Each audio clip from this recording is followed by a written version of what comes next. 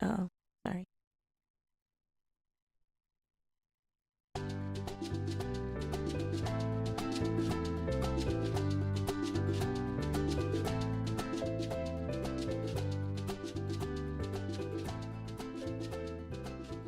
Well, good afternoon. This is Marty Zickert, retired Air Force colonel. And it is the show today about veterans helping veterans. Our show here is called Help Veterans, Help Veterans. And that's pretty self-explanatory. What we're asking the folks out in the audience to be able to do is to help us help other veterans. And let me introduce at this moment my co-host, hostess, Telly. Tell us about yourself. I am Telly Antona, the current executive officer for Vero Beach Veterans Next Generation. And your co-host, once again, I am Army veteran, as referenced here. That's why we put it on there. How about we have a special guest today, as we do every week. How about introducing our guest? Yes, of course. I'm honored. This is Lieutenant Colonel retired Carol Oates. And Lieutenant Colonel, would you prefer Sir, Carol? Carol is fine, thank you. Carol's fine? Yes, thank you. How about I Also call you Army, by the way. Army. That is right. That's My right. apologies. Yes. And you are involved with the Veterans Council. And what's your role? I am. My role for about the last year and a half, I was elevated to the position on the board of Special Projects Officer. Awesome. Really, really proud to be there. I've been involved with the council since about 2009, but I was actually the representative from the Military Officers Association, and we have 2 voting members in the membership, and I was one of them. So I got involved with the council quite a bit by being there and being involved. That's a very extensive resume. Aside from the one that you, were you post commander or when you were in the Army? Typical of someone my age, I went into the service in 1969 after graduating from college. I spent 3 years enlisted service, did some exciting things there. Started out with the infantry, the 4th Infantry Division at Fort Polk, Louisiana. But I got cross-trained as a medic down at Fort Sam Houston. That was my opening door to what I did for the rest of my career. And in 1972, I received a direct commission and was a medical service corps officer for the rest of my career until I retired in 1997. So, double extensive resume. And are you, where are you originally from, sir? Connecticut. Originally from Connecticut, but we came down to Florida in the very beginning of 1997. We were down in Fort Lauderdale area and moved up here in August of 2008. And it was shortly thereafter that I became involved with the Veterans Council. So I've been with it for a little while, and I'm very, very honored to be the Special Projects Officer, which I can explain a little bit about if you'd like. Yes, sir, I would. And I'm specifically veterans helping veterans, correct? Yes, correct. Well, the Special Projects Officer is exactly what it means. Any kind of project that comes along, you're special and assigned to it. But it's a worthy job. And what happened was, and how we got involved with the Veterans Helping Veterans, excuse me, is we decided to go after some grant money so as to build up the Veterans Council. We are very, very honored to to have Pat Geyer, who has extensive knowledge of writing the grant applications and following all the procedures that are required. So we looked around and we heard about the Impact 100, Indian River Impact 100 group, who is a group of ladies that started out with 100 women, all donating $1,000 a year towards creating a grant. And having that grant worthwhile and make an impact. That's where we get the word impact from. We watched it for about a year to see if we could first of all, meet the requirements of the grant money. By the way, Impact 100 is now well over 400 ladies. They donate $1,000 a year. Wow. They award several $100,000 grants and a few smaller ones. And in November of 2017, we started our application. It entailed filling out paperwork, of course, and having our accountants submit the fact that we were a honest-to-God 503c1 foundation entity. And then we had to go through a series of interviews with the Impact 100 people. And those, and I apologize, those were just to establish the worthiness of the council to receive the grant. Am I correct? Exactly. We were very honored that we applied in November of 2017, and we were told that we were going to be awarded one of the $100,000 grants in April of 2018. Awesome. So it's just recent, just got started. The kickoff date for our program, Veterans Helping Veterans, was the 1st of June of this year. So we've been involved over 4 months now and doing pretty well. And what has happened specifically within those 4 months? Well, quite a bit. We first put the word out, and we did this through our 24 organizations, military organizations that make up the Veterans Council of Indian River County. This includes American Legion posts from both Sebastian and Vero, Veterans of Foreign War from both cities as well. Several other groups such as the Navy League, the Marine Corps League, the Korean War vets, World War II vets, Vero Veterans, Military Organization Association, and Next Gen. and I was getting to that, and Next Gen, which, by the way, which is most important. It is, and this is going to surprise you, but I technically qualify as a Next Gen veteran as well. I know you as well as Colonel Zickert, because you guys served into the 90s. So happened to be on active duty in 1990. So, Carol, how did you come up with the idea that won the Impact 100 grant? Great, Marty. What the Impact 100 people like to see is that the entity that they're working with have proven themselves. They have a proof of concept, so to speak. We had that. We had a program in the Veterans Council called the Gifford Program for several years, Gifford Project, on a very small scale, expending small funds from our own Veterans Council.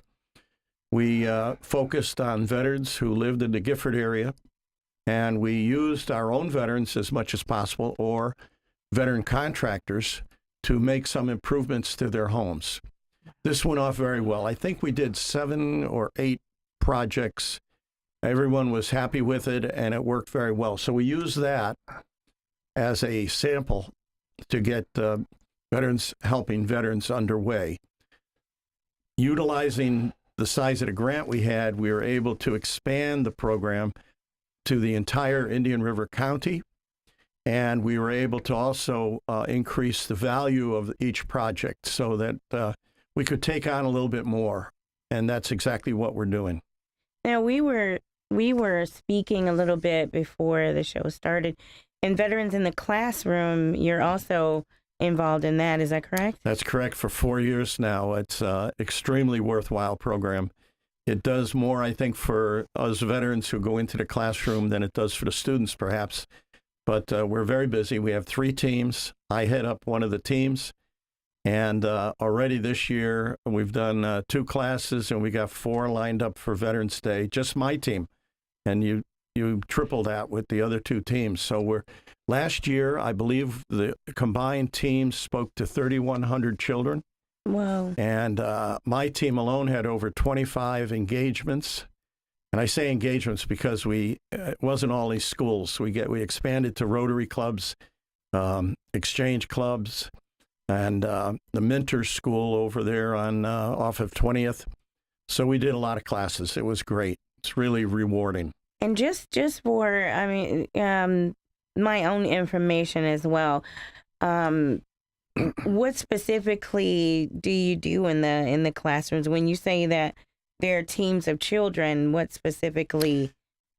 Well, we speak to the principals at the beginning of each year. We're allowed to do that with the Indian River School District. We tell them that we have an agenda set up for something called patriotism, something called Americanism. That gets involved with a lot of different things like the Pledge of Allegiance, the Star-Spangled Banner, and a lot of civic questions and how the military relates to our whole country and our whole organization. Then we have specific programs such as Veterans Day coming up, and we have Memorial Day programs. These are to talk, obviously, about those two days and the meaning of the days, and the kids ask a lot of questions. I always try to go in uniform. Some of our other people do as well, and I think they find that very impressive. And that is something that, like I said, I didn't know myself 100%, and so to get that out in the community, and also to get kids where to understand the sacrifices that the military makes, what has produced the freedoms that we enjoy. You talk about sacrifices. This year we've added a team member to our team, Michelle Dale. She's the head of the Gold Star Mothers. Awesome lady. And Michelle, on certain occasions for certain groups, is going to talk about the true sacrifice that veterans make. She lost her son in Iraq, and she knows firsthand what a sacrifice means.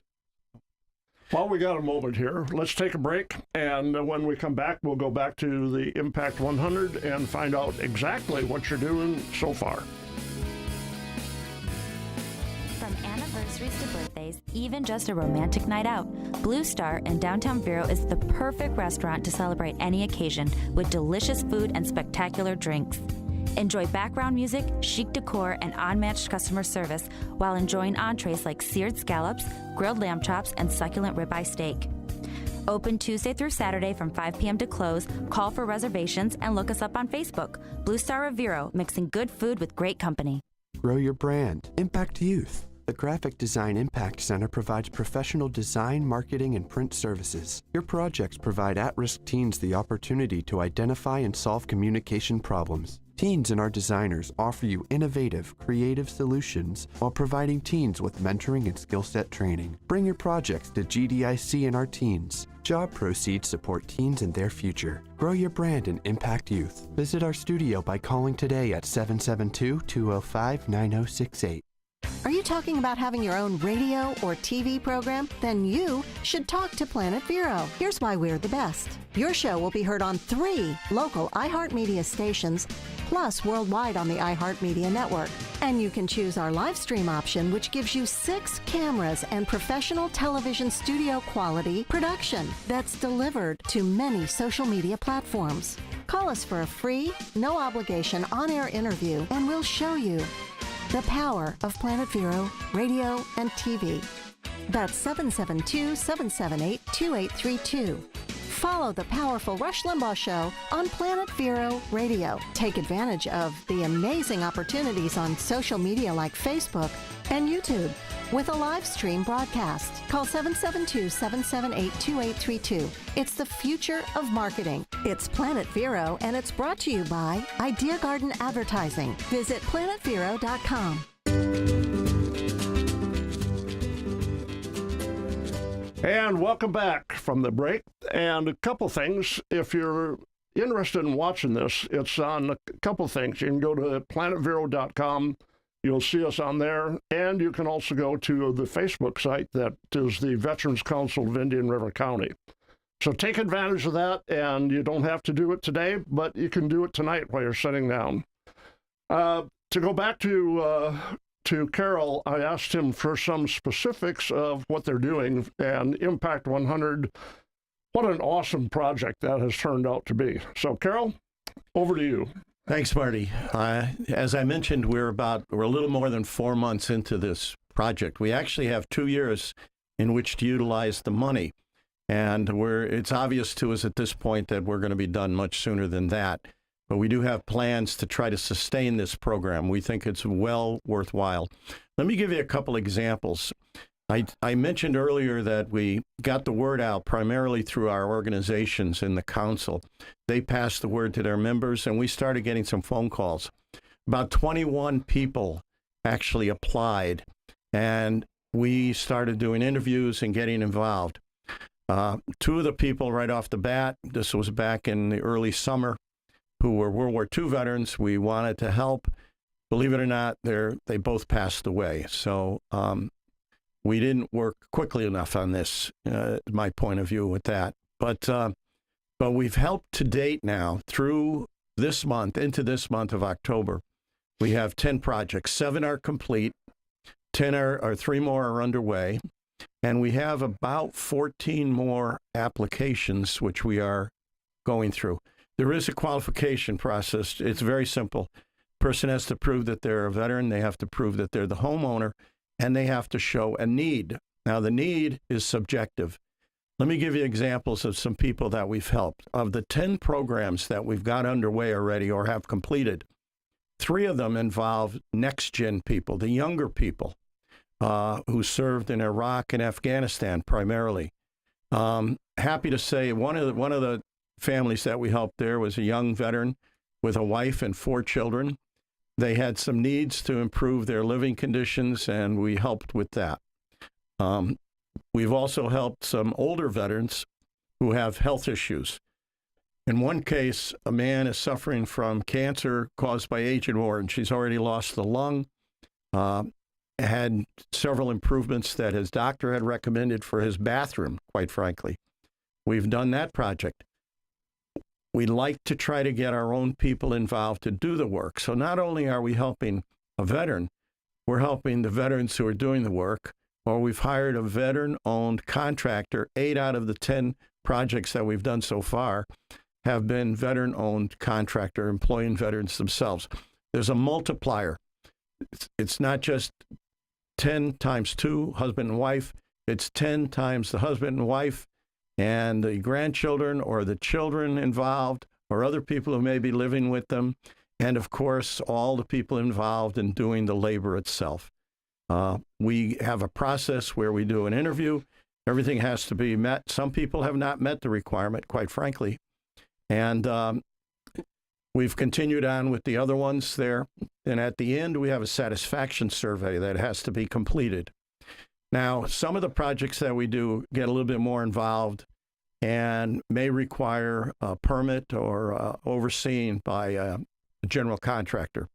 I'm happy to say that we have a friend of the Veterans Council, Mr. Edward Duke Scales, who is also a bugler. He's played at many of our events. Duke is a contractor. Duke is giving us time, his time, pro bono, to oversee the work that's being done by our own people to make sure that we're doing it correctly, structurally correct, and that we've pulled any permits or licenses that may need to be pulled. Well, what's particularly nice is bringing in some of the volunteers and bringing on our own, just like we did in the Gifford project. We brought in young veterans to do the work that are qualified to do it. And that is really a neat thing to be able to do. And I'm glad you've got that. You've got some helpers, I assume, with you? We do. We have a team right now. I head up the team overseeing this particular project, Veterans Helping Veterans. And I can't say enough, first of all, about the women that have given us the grant. We meet with them regularly. We just had a photo op with them about a week ago at one of the projects that was completed. And they monitor us very closely. One of my jobs, along with 3 other people in the team, Pat Geyer, Hap Alstrom, and Bruce Cady, is to report back to the board of the Veterans Council on a monthly basis what we're doing, how we're doing it, and to make sure, mostly Pat controls me with this, make sure we're doing it right. We're filling in the blanks or dotting the I's and crossing the T's the way that the Impact 100 requires. They're very demanding, but I have to tell you that we're making an impact with the Impact 100 funds.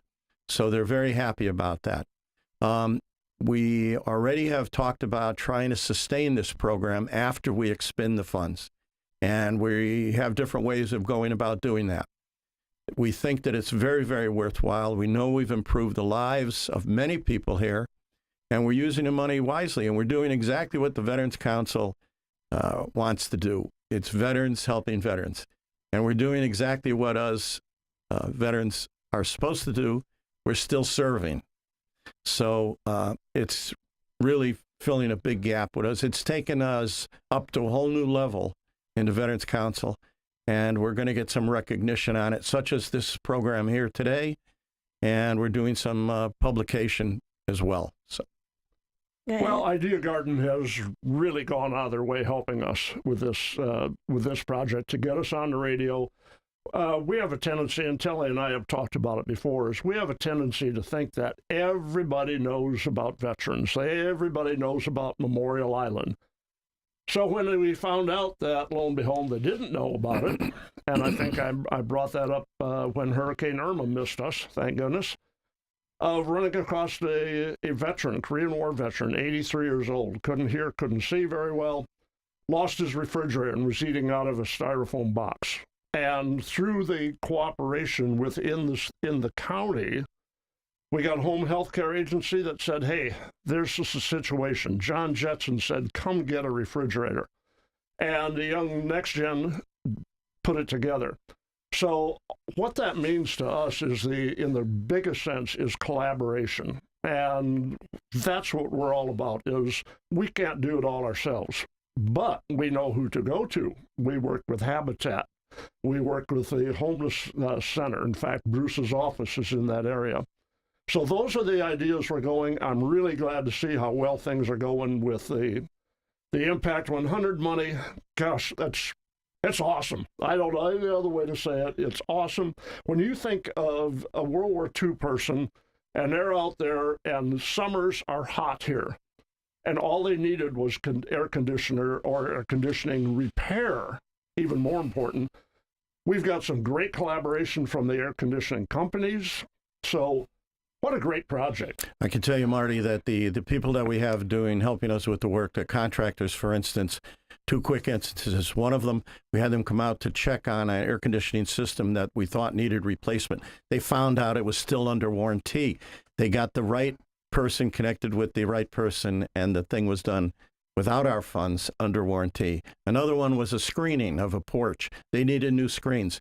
The veteran contractor came out, saw what needed to be done, did it for free. So we're taking very little money and doing an awful lot with it. Absolutely. And I want to thank you for coming in today, Carol, and I want to thank the audience. Coming up next week is Shelley Ferger. Shelley Ferger is Dogs for Life. And if you want to talk about an important organization to veterans, is Veteran Service Dogs and Dogs for Life. And I've known her as long as I can remember, and she is just fantastic with it. She brings in dogs. I remember the very first one I met was a big guy, Iraq veteran, and he had this little bitty pug dog. And I went, what in the world could he possibly do to help that guy? And the answer was he cleared space around him, because that was the guy's problem, is he had a space problem where people would invade his space. Yeah. And they were able to change that, and as a result, so Shelley will be in and talk to you about how we can get involved, how the Veterans Council has been working so far with it. So we're pretty excited to have her coming in. We'll have a special guest come in every week. We're going to have a different person in here, and we're really looking forward to get the word out. Go to our website, go to Facebook, and you will find us there. So take a look at what we are, what we do. You can always donate if you want to. Do that right on our Facebook page or on our website. So Veterans Council of Indian River County thanks you for everything that you've done. Keep up the good work, and we're looking forward to talking to you in the new year. Still serving, sir. Absolutely. All as we all are. Thank you.